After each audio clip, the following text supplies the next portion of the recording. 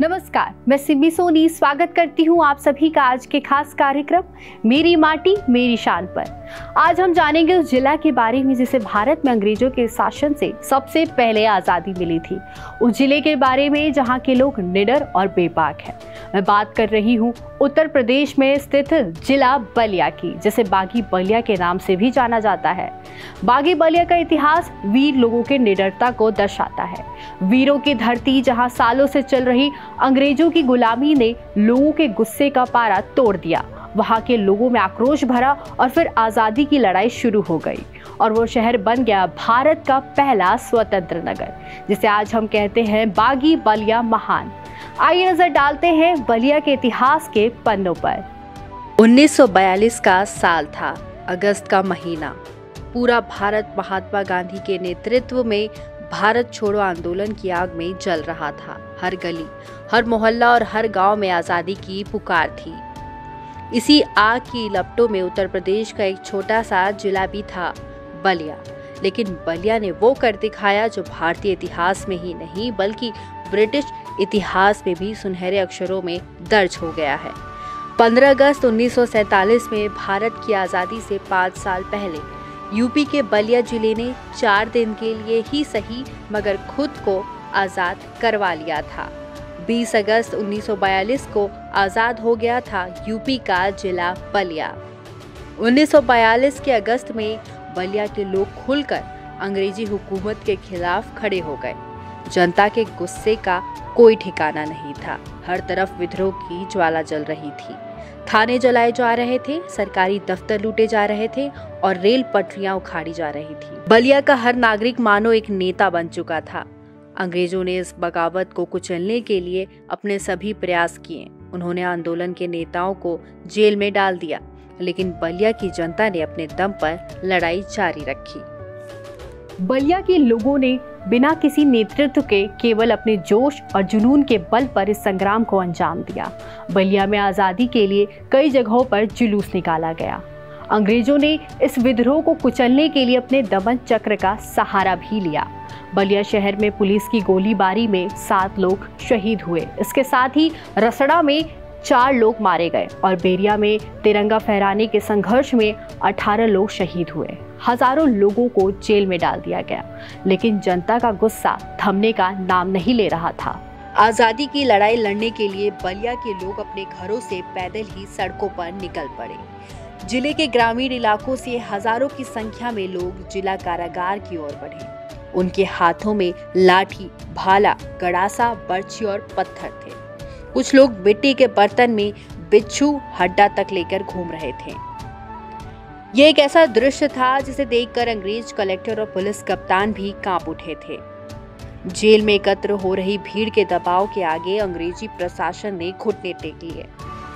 अंग्रेज कलेक्टर जेसी निगम और पुलिस कप्तान जियाउद्दीन अहमद ने क्रांतिकारी नेताओं से बातचीत की और जेल का फाटक खुलवा दिया।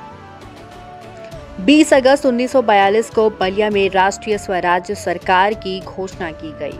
अंग्रेजी कलेक्टर जेसी निगम ने पंडित चित्तू पांडे को प्रशासन का हस्तांतरण किया और बलिया ने अपने बलिदान और साहस से 4 दिन के लिए ही सही लेकिन आजादी का स्वाद चख लिया। बलिया की इस कहानी ने यह साबित किया कि आजादी की लड़ाई केवल एक दिन की बात नहीं थी। ये उन हजारों बलिदानों का परिणाम था जिन्होंने अपनी जान की बाजी लगाकर हमें आजादी दिलाई। बलिया का ये संघर्ष हमें याद दिलाता है कि स्वतंत्रता केवल एक अधिकार नहीं बल्कि एक कर्तव्य है। ये तो हो गई बलिया के इतिहास की बात, लेकिन बलिया की धरती वीरों की धरती है। इस धरती ने अनेक वीरों को जन्म दिया है। यहाँ के जन्मे कई ऐसे प्रसिद्ध लोग हैं जिन्होंने देश भर में अपने कार्यों से अपना नाम रोशन किया है। आइए नजर डालते हैं बलिया के उन प्रसिद्ध लोगों पर जिन्होंने अपनी वीरता और नेतृत्व से देश का सिर गर्व से ऊंचा किया है। बलिया जिले का इतिहास वीरों की बहादुरी और बलिदान से भरा हुआ है। जब भी बलिया का जिक्र होता है 3 महान नाम हमारी यादों में गूंज जाते हैं, मंगल पांडे, चित्तू पांडे और चंद्रशेखर। ये वो नाम है जिनकी वीरता की कहानियां आज भी हमारी रगों में जोश भर देती है। सबसे पहले बात करते हैं 1857 की, जब बलिया की धरती से उठी क्रांति की चिंगारी ने अंग्रेजों को पहली बार चुनौती दी। 1857 का साल था और देश अंग्रेजों की गुलामी में जकड़ा हुआ था। तभी बलिया की धरती पर जन्मे मंगल पांडे ने वो कर दिखाया जिसकी कल्पना अंग्रेजों ने नहीं की थी। उन्होंने ब्रिटिश फौज के खिलाफ स्वतंत्रता की लड़ाई की शुरुआत कर दी। उनका ये कदम भले ही 1857 के विद्रोह को पूरी तरह कामयाब नहीं कर पाया, लेकिन भारतीयों के दिलों में एक विश्वास जगा दिया। ये बताया कि कुछ भी असंभव नहीं है। मंगल पांडे का ये विद्रोह स्वतंत्रता संग्राम की पहली कड़ी साबित हुई। अब बात करते हैं 1942 की, जब बलिया ने एक बार फिर से स्वतंत्रता की चिंगारी को भड़काया। 1942 का साल था और देश महात्मा गांधी के नेतृत्व में करो या मरो की राह पर चल रहा था। इसी समय बलिया के वीर चित्तू पांडे ने अंग्रेजी सत्ता को चुनौती दी और ब्रिटिश हुकूमत के भवनों पर स्वतंत्रता का झंडा लहरा दिया। ये वो समय था जब बलिया के साथ साथ तमलुक और सतारा में भी स्वाधीन सरकारों का गठन हुआ।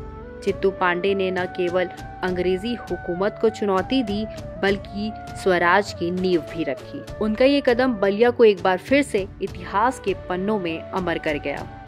अब हम बात करेंगे उनके बारे में जिन्होंने आजादी के बाद भारत के इतिहास में अपना नाम रच दिया। उन्होंने राजनीति में कदम रखा और बन गए भारत के प्रधानमंत्री। 1947 में देश आजाद हो चुका था और लाल किले पर तिरंगा शान से लहरा रहा था। उस समय कांग्रेस पार्टी सत्ता के केंद्र में थी, लेकिन इसी बीच राजनीति के मैदान में एक और नायक उभर रहे थे, चंद्रशेखर। चंद्रशेखर कांग्रेस की विचारधारा से प्रभावित थे, लेकिन इंदिरा गांधी की कार्यशैली से सहमत नहीं थे। उन्होंने अपने अलग नजरिए और निडर व्यक्तित्व के चलते युवा तुर्क का खिताब हासिल किया। चंद्रशेखर के पास कई मौके थे जब वे सरकार में शामिल हो सकते थे, लेकिन उन्होंने साफ कर दिया था कि अगर उन्हें सत्ता में कोई पद चाहिए तो वो होगा प्रधानमंत्री का। 1990 के दशक में उन्होंने अपनी इस अडिग सोच को सच कर दिखाया और देश के प्रधानमंत्री बने। बलिया की इस वीर भूमि ने हमें सिखाया कि संघर्ष और साहस से ही इतिहास रचा जाता है। मंगल पांडे, चित्तू पांडे और चंद्रशेखर जैसे वीरों की कहानियां हमें प्रेरणा देती है कि कभी हार नहीं माननी चाहिए, चाहे हालात कितने भी मुश्किल क्यों ना हो। बलिया की धरती के ये वीर सपूत सदैव हमारे दिलों में अमर रहेंगे। इसके अलावा बलिया अपने आप में ही कई और चीज़ों के लिए भी प्रसिद्ध है। कई ऐसे मंदिर हैं जो अपने आप में ही इतिहास को समेटे हुए हैं। चलिए बलिया की कुछ खास जगहों के बारे में जानते हैं।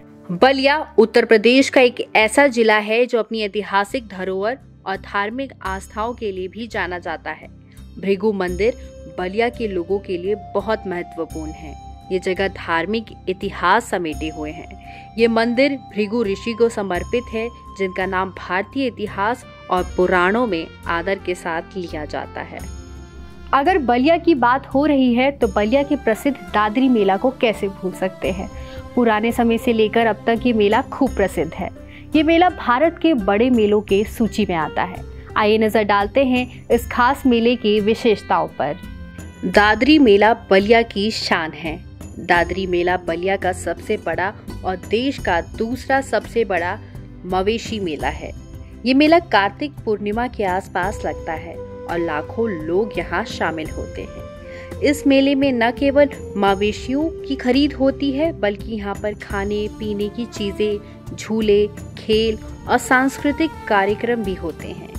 ये मेला बलिया की परंपराओं और रीति रिवाजों का प्रतीक है।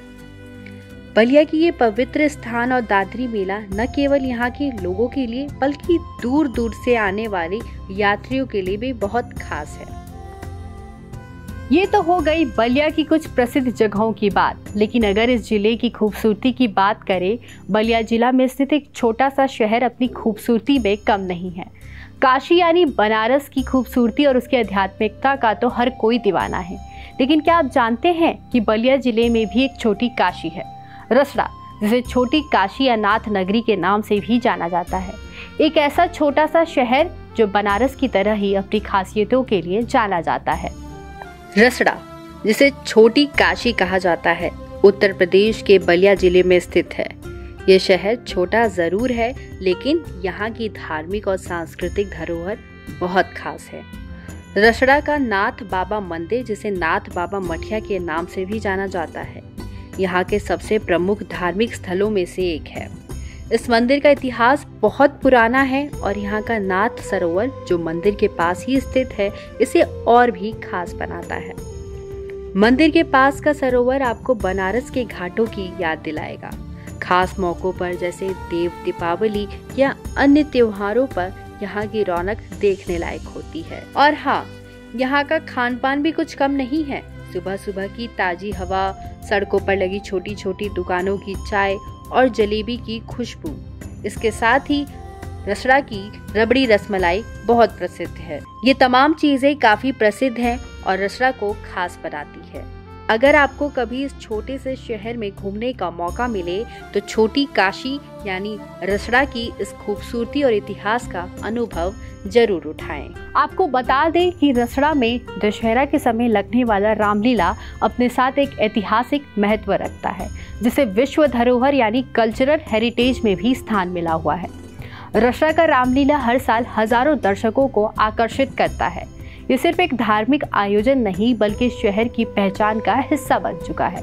इस शहर ने अपने विकास में भी रफ्तार पकड़ी है और काफी बदलाव भी किया है। अगर बात करें इस शहर के विकास की, तो 2015 के बाद रसड़ा में काफी बदलाव आया है।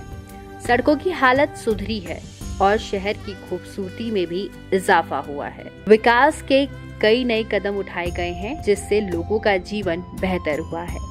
लेकिन बात करें अगर बलिया जिले की, जिसका हिस्सा रसड़ा है, रसड़ा के अलावा भी इस जिले में कई ऐसे जगह है जो अपनी अलग विशेषताएं रखती हैं। इस जिले में जन्मे कई महान लोगों ने देश के लिए योगदान दिया है और बलिया शहर को गौरवान्वित किया है। आज की तारीख में बलिया जिला कहीं न कहीं विकास की दौड़ में थोड़ा सा पीछे रह गया है। अस्पतालों, कॉलेजों और युवाओं के रोजगार के मामले में अभी भी काफी कुछ करने की जरूरत है। आज भी रसड़ा और बलिया ने विकास की ओर कदम बढ़ाया है, वहीं जमीनी स्तर पर विकास को गति देने की जरूरत है। स्वास्थ्य सेवाएं, उच्च शिक्षा और युवाओं के रोजगार के अवसरों को सुधारने पर ध्यान देने की आवश्यकता है। बलिया की गौरवशाली इतिहास और संस्कृति को संजोए रखते हुए हमें इसकी वर्तमान चुनौतियों पर भी ध्यान देना होगा। विकास की नई राहों पर चलते हुए जरूरी है कि इन जिलों को स्वास्थ्य, शिक्षा और रोजगार के मोर्चे पर भी आगे काम हो सके।